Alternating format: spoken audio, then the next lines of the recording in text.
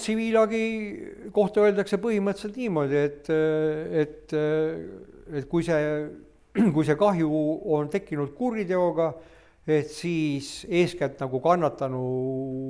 huvides on äkki lihtsam ühes samas menetlus kõik asjad ära lahendada. See tähendab, et miks see vaene kannatanu siis oma selle tsiviilnõudega peab veel eraldi tsiviilkohtumenetluse minema ja nii edasi, et umbes siit kuidagi on see, no ilmselt kõigis riikides see idee olnud. Aga ega ma olen ka siin natukene skeptiline, et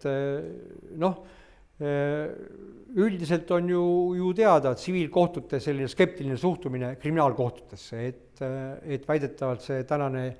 tsiviilimateeria on nii kuramuse keeruline, et tegelikult väidetavalt kriminaalkohtunikud ei pruugi seda õigesti hoomata.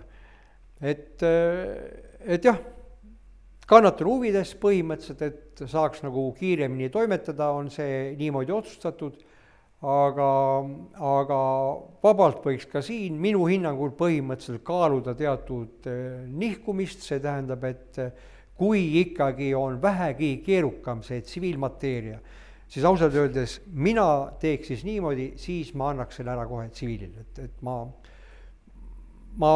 mäletan seal, et on olnud ka näiteks selliseid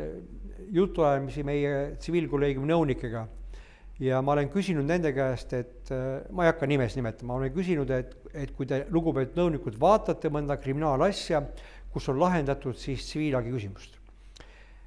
Et no loomulikult need nõuded on tõusnud, tänapäeval ikkagi päris labidaga lööma ei saa ka kriminaalkohtunik minna, eks ole.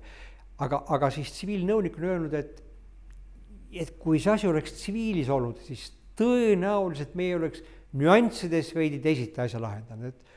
Et see tähendab, et nagu vältimatult siin see mõtlemiserinevused ikkagi kuidagi on kohtunike vahel, et see minu meelest võiks tingida selle kaalumist, et kui on vähegi suuremad tsiviilvaidlused, et äkki ei peaks see kriminaalkohtu probleem olema.